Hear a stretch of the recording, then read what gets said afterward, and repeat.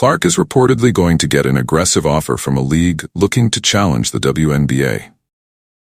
Caitlin Clark is 1 season into her WNBA career, but already feels comfortable enough to air her complaints on the league. She's made these feelings known just in time for a renegotiation of the league's collective bargaining agreement with the union and the rise of a potential competitor league.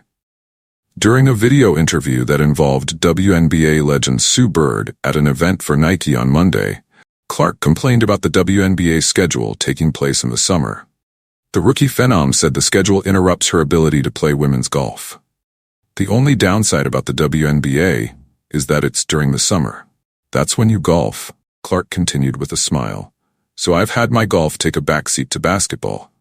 Clark has recently leaned into her passion for golf after the end of her rookie WNBA season, when the Indiana Fever lost to the Connecticut Sun in the playoffs.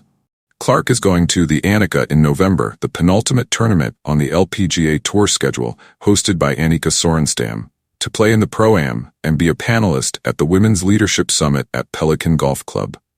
Clark, the WNBA Rookie of the Year, said last month when the Indiana Fever was eliminated that she planned to play golf until it got too cold in Indiana, adding with a smile, "Become a professional golfer. I love golf, so the opportunity to play in the Pro-Am for a tournament with a legend like Annika Sorenstam's name on it is so exciting," Clark said. "I'm looking forward to seeing all the LPGA players on the driving range, being part of the Women's Leadership Summit, and, of course, teeing it up in the Pro-Am with Annika." Now, Clark's passion for golf and the WNBA's interruption of it is prompting a complaint from Clark at a time when the league should be trying to make her as happy as possible.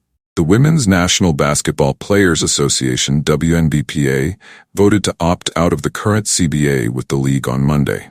The union and the league had until November 1st to opt out of the current deal, which was first agreed to ahead of the 2020 season.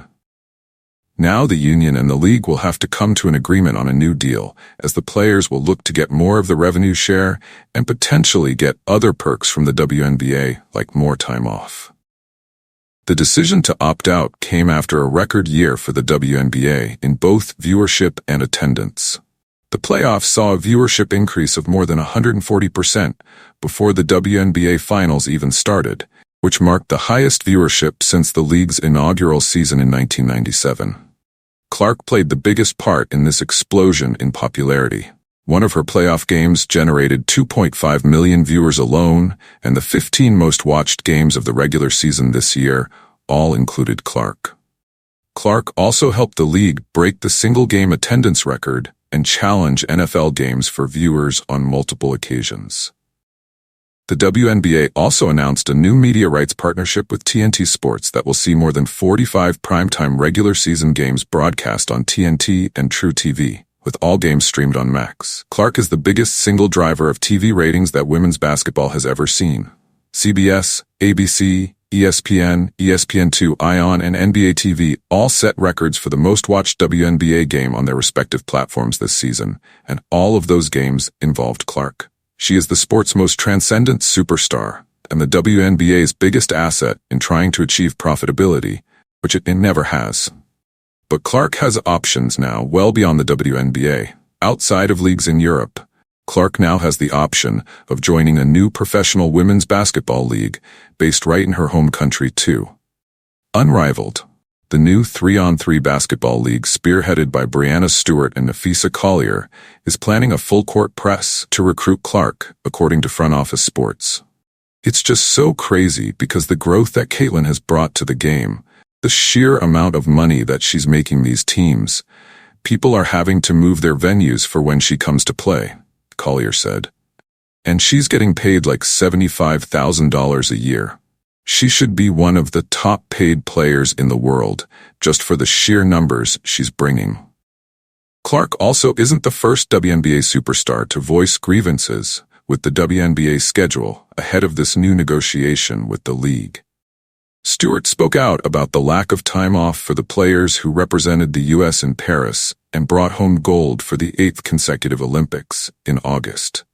"I think that even in a non-Olympic year, you think about All-Star," It's like everybody needs some time after All-Star break, or it's not a break. So trying to kind of push that into the CBA, I think would be really important, Stewart told the Associated Press.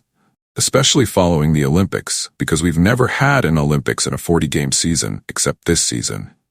Fellow two-time WNBA MVP and Las Vegas Aces star A'ja Wilson, who won Olympics MVP in Paris, said the lack of time off after the Olympics could lead the players to bring the issue to the table.